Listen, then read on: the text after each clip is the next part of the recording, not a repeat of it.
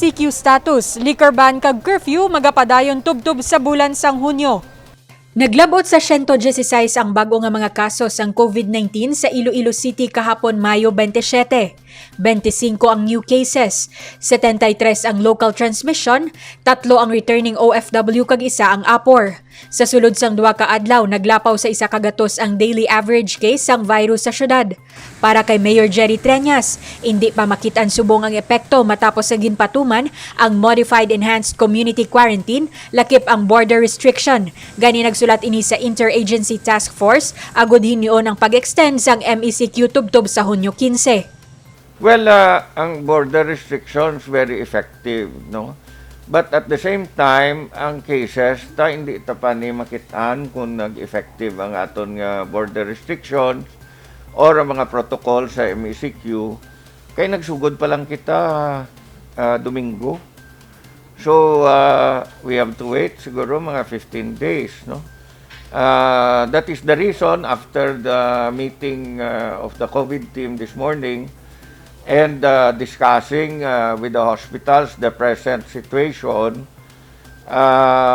masulat ako sa IATF nga ipasigihon ang syudad sa padalom sa MECQ.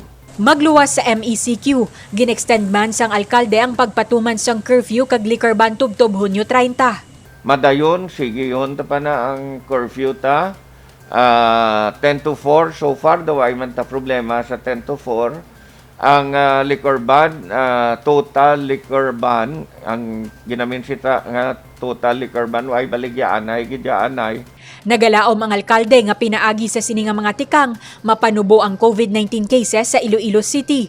Padayon man ang panawagan sang alkalde sa publiko nga magpabilin sa mga balay kung wala sang importante nga transaksyon agud malikawan ang paglaptas sang virus.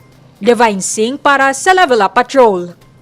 Dugang at 10,000 dose ang sinovac vaccine ang nag-abot para sa syudad sang Iloilo.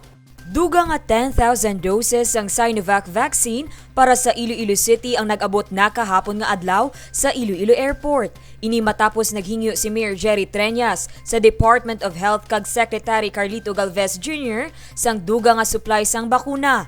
Nagaisahanon ang Iloilo City sa mga lugar sa Western Visayas nga nakabaton sang panibag-o nga COVID-19 vaccine kahapon.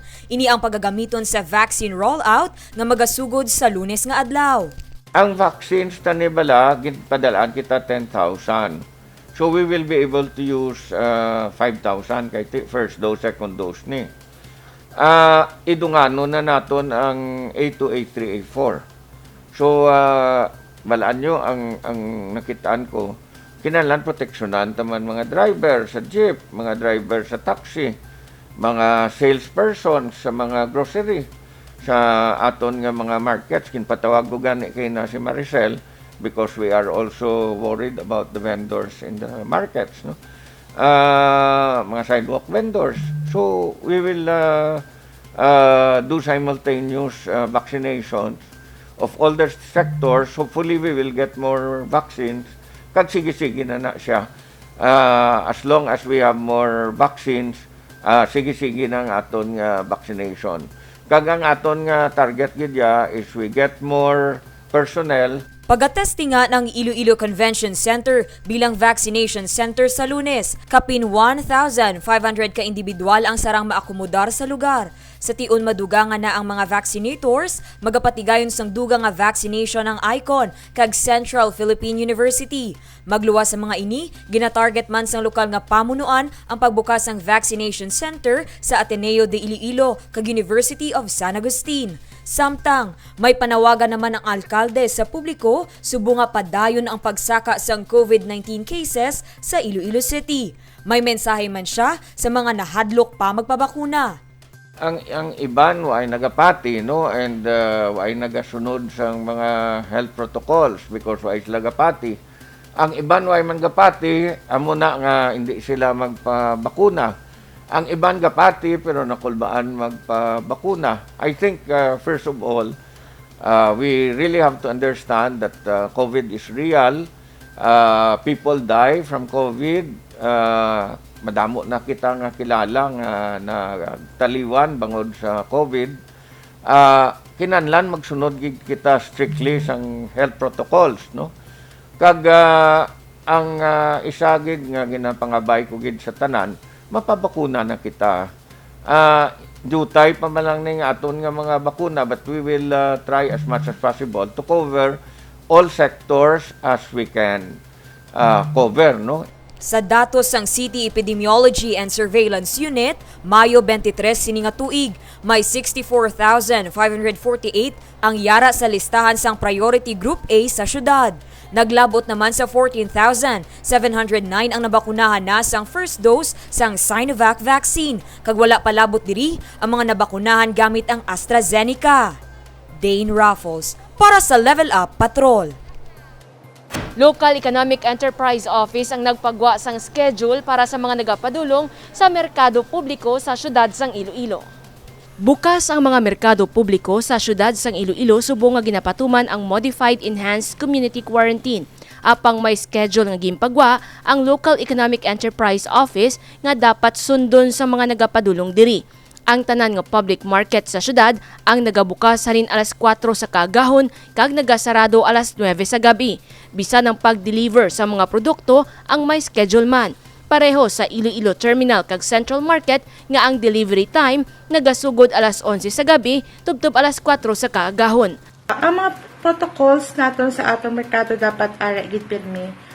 Ginapatuman naton ina, ga-practice kita sang 1 entry 1 exit point sa atong tanan nga merkado. Ang atong entrance may mga washing facility na dapat maghugas sila sang mga kamot kag if possible may alcohol gid. Dapat naka-face mask kag naka-face shield. Kag dapat posible gid sa sulod mismo maging aware sila kag sila mismo maging responsible nga magdistansya, mag-observe sa social distancing. Ginapahanugutan nga makasulod ang may edad 18 tubtob 59 anyos. Samtang ginhinyo naman ang mga senior citizen, may kasablagan kag mga kabataan nga magtener na lang sa balay kag hindi na magpadulong pa sa mga merkado. Kapanawagan kita sa tanan nga vendors kag sa tanan nga gakadto sa atong merkado nga mag-observe gid kita sa atong schedule sang minimum health standard protocols kay ang virus ara pa. Dapat gid kita nga maghalong. Dapat sa pagkadto sa atong merkado naka-face mask, naka-face shield gid kita. Kag dapat kita mismo magresponsable sa pag-observe sa social distancing. Ang bago nga schedule magalawig tubtob Mayo 31. Jennifer Garcia Hernandez para sa Level Up Patrol.